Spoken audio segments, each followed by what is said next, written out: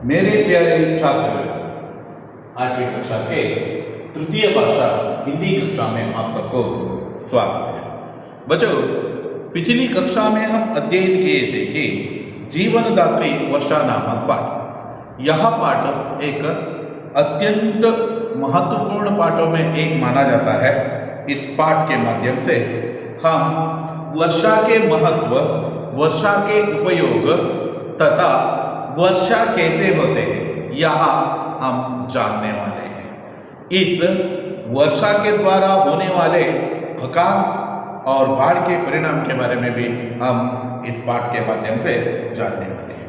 पिछली कक्षा में हम वर्षा कैसे होते थे इसके बारे में, कैसे होते हैं इसके बारे में हम अध्ययन किए हैं। आज की कक्षा में हम इसके आगे का भाग देखने वाले हैं। देखिए, एशिया में यूरोप की तरह 12 महीनों वर्षा नहीं होती है। विश्व में हम भारत देश, हमारा जो भारत देश है ना, एशिया खंड में आते हैं। एशिया खंड में यूरोप खंड की तरह 12 महीनों वर्षा नहीं होते हैं। वहां 12 महीनों भी वर्षा होते हैं, लेकिन हमारे यहाँ 12 महीनों वर्षा नहीं होते हैं, मात्र 3-4 महीने रहते हैं। आजकल के जो बारिशों की गिरने के समय के कब गिरते हैं कब नहीं गिरते हैं, या जो बारिश नहीं आते हैं, या कहना अत्यंत क्लिष्टकर बन गया है। आज के जो विंटर सीजन में भी हमें बारिश देखने के लिए मिलते हैं। एशिया में यूरोप की तरह 12 महीनों वर्षा नहीं होते हैं। 12 महीने वर्ष भर, पूर्ण जनवरी से लेकर अगला जनवरी तक वर्ष होता ही नहीं रहते हैं। हमारा यहाँ जून से प्रारंभ होते हैं, जून, जुलाई, अगस्त, ज्यादा है तो सितंबर, उतना तक वहां तक बारिश गिरते हैं। मानसूनी हवा है, वर्षा लाती है। मानसूनी हवा है, यह मानसूनी हवा है। मानसूनी हवा नियर मोस्ट जून पहले तारीख को, नहीं तो क्या है 7 तारीख के अंदर यह इंडिया प्रवेश करते हैं, मतलब कोस्टल एरिया प्रवेश कर देते हैं। यह है मानसून हवा है। जब आते हैं ना, उस वक्त वह ही हमारे लिए बारिश लेकर आते हैं। मानसून हवा वर्षा लाती है। वर्षा मतलब बारिश लाती है। सर्दी गर्मी के ऋतु में वर्षा आमतौर कम ही होते हैं। सर्दी वर्षा ऋतु, सर्दी ऋतु, गर्मी ऋतु। इन वर्षा ऋतु के अलावा सर्दी और गर्मी में थोड़ा सा, ज्यादा नहीं होते हैं, आमतौर कम ही बारिश होते हैं। ज्यादा से ज्यादा मतलब महीनों भर बारिश नहीं रहते हैं, साल भर भी बारिश हमारे जो इंडिया में नहीं रहते हैं। इसलिए आपको यह याद रखना है। इसलिए लोग वर्षा ऋतु की प्रतीक्षा में रहते हैं। आपको यह भी याद रहना है, बहुत सारे किसान लोग इसकी इंतजार में रहते हैं। प्रतीक्षा मतलब इंतजार में रहते हैं। यह प्रतीक्षा करते रहते हैं, वेट करते रहते हैं, आखिर कब आएगा, कब आएगा, कब आएगा, ऐसा सोचते ही रहते हैं। अगर वर्षा नहीं होती तो अकाल पड़ता है। आपको यह भी याद रहना है, यदि वर्षा नहीं हुए तो अकाल की जो मुसीबतों को झेलना पड़ता है। अकाल का जो समस्या हमारे जनता को पेश करना पड़ता है। देखिए, जब वर्षा ऋतु आते हैं ना, मानसून हवा है के समय आते हैं ना, उस समय क्या है, वह वर्षा लेकर आते हैं। उस ऋतु की ही प्रतीक्षा करते रहते हैं। अगर वर्षा नहीं होती तो, यदि वर्षा ही नहीं हुए तो अकाल पड़ते हैं। अकाल मतलब ಬರಗಾಲ ಅಂತ ಹೇಳ್ತಾರೆ, ಬರಗಾಲ ಅಂತ ಹೇಳ್ತಾರೆ। आमतौर जो हम आजकल के समय पर यह बहुत ज़्यादा से ज़्यादा हमें नज़र आते हैं, बरगाला प्रारंभ। इससे जो लोग अपने गांव सभी छोड़कर दूसरे गांव चले जाते हैं कुछ काम करने के लिए, क्योंकि खाने के लिए भी उनके पास दाना नहीं रहते हैं। ऐसा जो सिचुएशन सभी उद्भव हो जाते हैं। खेत सूख जाते हैं, खेत सूख जाते हैं केत सूख जाना मतलब ಒಣಗಿ ಹೋಗ್ತದೆ बरड़ भूमि होते सूख जाते हैं। आपको यहाँ देखने के बाद में आपको मालूम हो जाते हैं खेत सूख जाते हैं। गाय बैल आदि मरने लगते हैं। न केवल गाय बैल ही ऐसे नहीं है, सभी जानवर बिना पानी से तरस कर मरने जाते हैं, मतलब मर जाते हैं। इस तरह अकाल का परिणाम बहुत कष्टदायक रहते हैं। यह कष्टदायक समय पर यदि मनुष्य यह सोचकर रखा तो कुछ पानी को वह आजकल की जो रेन वाटर हार्वेस्टिंग करते हैं ना, वैसे ही काम किए तो शायद उसके लिए यह लाभदायक सिद्ध बन सकते हैं। मनुष्य क्या करते हैं, जब बारिश गिरते वक्त उसके बारे में आलोचना ही नहीं करते, वह क्या है वैसे ही छोड़ देते हैं। वह सभी पानी नदी में जाकर मिलते हैं और इस तरह वह समुद्र तक पहुंच जाते हैं। यही आदमी यदि आलोचना करके और इसके बारे में सोच समझ कर कुछ बचत किए तो जरूर यह उसके लिए लाभदायक सिद्ध हो सकते थे। अगर वर्षा नहीं होती तो अकाल पड़ता है, खेत सूख जाते हैं और गाय बैल आदि मरने लगते हैं। गाय बैल आदि सभी मरने लगते हैं। जब बहुत ज्यादा वर्षा होती तो नदियां अपने किनारे को तोड़कर बहने लगते हैं। ये देखिए, जिस तरह अकाल पड़ने से मनुष्य के लिए हानिकारक है, उसी तरह यदि वर्षा नहीं हुआ तो जिस तरह मनुष्य के लिए हानिकारक है, समस्या ज्यादा से ज्यादा उल्बण होते हैं, उसी तरह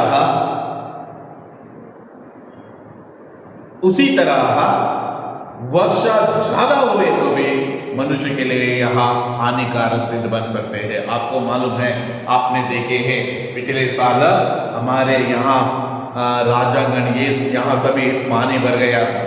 बारिश के बहुत ज्यादा से ज्यादा बारिश यहाँ हमारे यूपी में गिरे थे। ऐसे सभी जो सिचुएशन उल्बण हो जाते हैं। जब बहुत ज्यादा वर्षा होते हैं ना, नदियां अपने किनारे को तोड़कर बहने लगते हैं। नदियां क्या करते हैं, अपने जो किनारे से मतलब उसको एक मार्ग रहते हैं, उस मार्ग से ही वहां उसको समुद्र तक पहुंचना है।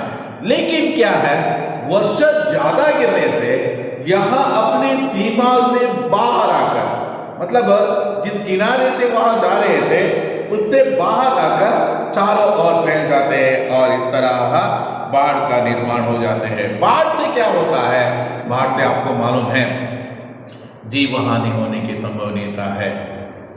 यहाँ लोगों की मृत्यु हो सकते हैं, यहाँ लोग मर जाते हैं, यहाँ लोगों की बहुत दर्दनाक जिंदगी जीना पड़ता है। एक समय गांव में सभी कभी वह अपने घर में ही रह जाते हैं। जब ज्यादा बारिश हुए तो पुलिसों ने हमें प्रोटेक्ट नहीं किए हैं, उससे पहले ही पुलिस आकर क्या है इन सबको वार्निंग देकर जाते हैं। उस वक्त अपना घर छोड़कर नहीं आते हैं। जब उनके घर से भी ज्यादा बढ़ गया तो उस वक्त उनको रहने के लिए जगह नहीं रहते, उस वक्त यहाँ शोर मचाने के लिए प्रारंभ कर देते हैं। लेकिन देखिए, जब ये सभी कुछ इंतजाम करते हैं तो गवर्नमेंट सभी इंतजाम करते हैं तो उसका सही मतलब लाभ उठाना है, नहीं तो क्या है सही तरीके से उपयोग करना है। उनको भी एक यहाँ रहते हैं, यदि घर छोड़कर आए तो हमारा दाना वहाँ सब कुछ नष्ट हो जाएगा, हमारा घर का जो स्थिति खराब हो जाएगा, ये सभी मतलब वहाँ भी सोचते हैं शायद पानी इतना ज्यादा नहीं होगा, ऐसा सोचकर घर में ही रहते हैं। कभी कभी यहाँ अनियंत्रित रहते हैं, कैसे जो वहाँ जितना बारिश गिरते हैं उन सभी पानी को वहाँ जाना ही पड़ता है, समुद्र के ओर जाना ही पड़ता है। इस तरह बाढ़ से मनुष्य के लिए बहुत कष्टमय जिंदगी जीना पड़ता है। यहाँ आज हम वर्षा कम हुए तो क्या होता है, अकाल पड़ने से क्या क्या होता है, और वर्षा ज्यादा आए तो बाढ़ आने से क्या क्या दुष्परिणाम झेलना पड़ता है, इन सभी विचारों के बारे में हम चर्चा किए हैं। वर्षा का जल साफ और शुद्ध जल का सबसे अच्छा स्रोत है। आपको यहां भी याद रहना है, वर्षा का यह जल है ना, वर्षा है ना, अत्यंत शुद्ध रहते हैं। जब वातावरण में वहां गिरते वक्त आप शुद्ध है ऐसा मानकर बारिश का पानी डायरेक्टली लेकर नहीं पीना है। शुद्ध रहते हैं, लेकिन वातावरण में रहने वाले प्रदूषण के कारण से वह सीधा जो गंदा पानी आप तक पहुंच सकते हैं, आपके शरीर तक पहुंच सकते हैं। लेकिन ज्यादा से ज्यादा यह वर्षा का पानी शुद्ध ही रहते हैं। शुद्ध मतलब शुद्ध रहते हैं, सबसे शुद्ध पानी का स्रोत कह सकते हैं। वर्षा जल साफ और शुद्ध जल का सबसे अच्छा स्रोत है। आप उसमें मिनरल्स नहीं रहते हैं, वहां नहीं रहते, कुछ भी नहीं रहते, वन एंड ओनली पानी, इतना ही है। लेकिन शरीर के लिए मिनरल्स ये सभी चाहिए। जब वह आपको कुएं के द्वारा मिला तो यह अच्छा होते हैं। देखिए, वर्षा किसानों के लिए वरदान है।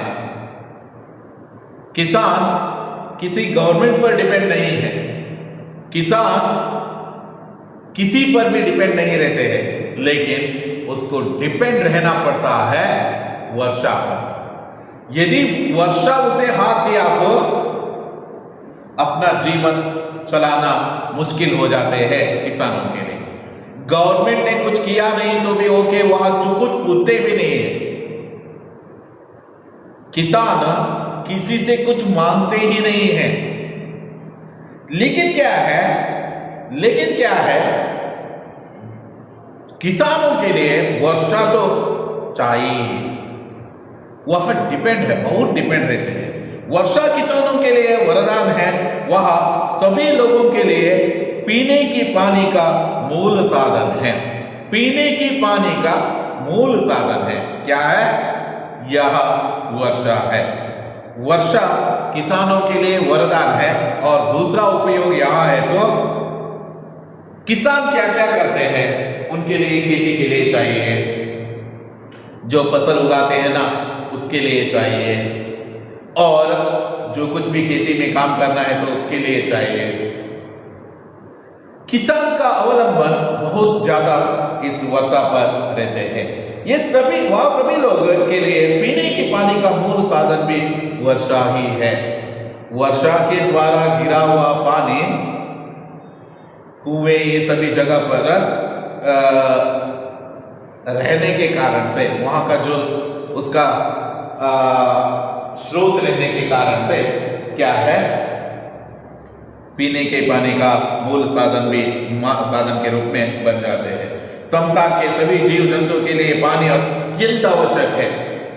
पानी अत्यंत आवश्यक है। पानी के बिना रहना मुश्किल है। 1-2 दिन के लिए ओके, लेकिन ज्यादा दिन के लिए आप बिना पानी से रह नहीं जाते। अत्यंत आवश्यक है। पानी के बिना कोई भी कार्य नहीं किया जा सकता है। पानी के बिना कोई भी कार्य नहीं हो सकते हैं। कोई भी कार्य, चाहे कोई भी कार्य आपसे नहीं हो सकते हैं पानी के बिना। पानी के बिना कोई भी कार्य नहीं किया जा सकता है। जैसे साफ सफाई हो, पानी के बिना हम कोई भी काम नहीं कर सकते हैं।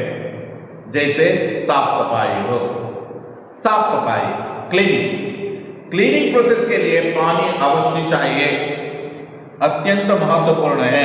नहाना धोना, सुबह शाम को आप नहाते हैं ना, वैसे नहाने का काम, धोने का काम, कपड़ा धोने का काम, सिंचाई बुआई, पेड़ पौधों के लिए पानी देना, इसके लिए भी पानी चाहिए। हर एक जरूरतमंद कार्य के लिए यह पानी अत्यंत आवश्यक है। इस तरह वर्षा जनजीवन के लिए अत्यंत उपयोगी है। पानी वर्षा के माध्यम से मिलने के कारण से यह वर्षा जनजीवन का अत्यंत महत्वपूर्ण अंश माना जाता है। जहां वर्षा नहीं होते हैं वहां जीवन भी नहीं है, जहां वर्षा ही नहीं होते हैं वहां जीवन कहां का है? ये तो कहना असंभव है। बच्चों, सबके जीवन में यह वर्षा अत्यंत महत्वपूर्ण पात्र निभाते हैं, आपको यह मालूम रहना है। बच्चों, इस तरह जीवनदात्री वर्षा नामक पाठ के संपूर्ण पाठ के बारे में अध्ययन किए हैं। इस पाठ में आखिर पानी मनुष्य के लिए कितना आवश्यक है, पानी का स्रोत कौन कौन सा है, वर्षा के माध्यम से हमें पानी कैसे मिलता है, यह चक्र कैसा है, और हमारा जीवन, हमारे लोग मानसून हवाओं पर कितना अवलंबित है, अकाल, जब बारिश नहीं होते हैं तो अकाल पड़ने से क्या परिणाम होता है, अकाल से किस तरह का जिंदगी भुगतना पड़ता है, अकाल के अन्य विचारों के बारे में, और यदि वर्षा ज्यादा हुआ तो किस तरह यह बाढ़ का रूप धारण कर देते हैं, यह लोगों के लिए किस तरह समस्या के रूप में उद्भव होते हैं, किसान के जिंदगी में यह वर्षा के महत्व क्या है, लोगों की जिंदगी में यह वर्षा के पानी का आवश्यकता क्या है, पानी का क्या क्या उपयोग है, पानी मनुष्य के जीवन के लिए एक हिस्सा बन गए हैं कैसे, बिना पानी से मनुष्य रह नहीं पाते हैं कैसे, इन सभी विचारों के बारे में हम इस पाठ में अध्ययन किए हैं। कंक्लूजन तरीके से कहना है तो वर्षा नहीं हुए तो जीवन ही नहीं है, जीवन निभाने के लिए हमें वर्षा चाहिए, वर्षा अत्यंत महत्वपूर्ण कहलाते हैं। बच्चों, इस पाठ के संपूर्ण विषय के बारे में अध्ययन किए हैं। यदि आपको इस पाठ के बारे में कुछ भी संदेह है तो आप जब कक्षा में आते हैं ना, कक्षा में आते वक्त इस जो आपको समझ में नहीं आया है ना, उन सभी विचारों के बारे में विषय संग्रह कर आए हैं और उसके बारे में विश्लेषण तरीके से कहने के लिए प्रयत्न कर देता हूं। अब हम शब्दार्थों के बारे में अध्ययन करेंगे। शब्दार्थ है, देखिए, मूल, आधार, नाला, पानी बहने का पतला सा मार्ग, नाला, पानी बहने का पतला सा मार्ग यानी छोटी नदी, झील, प्राकृतिक जलाशय, तालाब, पानी का बड़ा कुंड, पोखरा कहते हैं, खंड, कण, बहुत छोटा टुकड़ा, बाष्प, बाप, आमतौर पर, साधारणतया, बरसना, आकाश से जल का गिरना, वर्षा, बरसात, बारिश, प्रतीक्षा, इंतजार, अकाल, बरगाला, सूखा, किनारा, नदी या जलाशय का तट, स्रोत, मूलाधारा, स्रोत, मूलाधारा। इस तरह हम बहुत कुछ शब्दार्थों के बारे में अब अध्ययन किए हैं। अब हम इसके आगे का भाग आने वाली कक्षा में हम चर्चा करेंगे इसके प्रश्नोत्तर तथा इसके ग्रामर संबंधी विषयों के बारे में अगले कक्षा में चर्चा करेंगे। यह कहते हुए आज की कक्षा यहाँ ही समाप्त कर देता हूँ। धन्यवाद।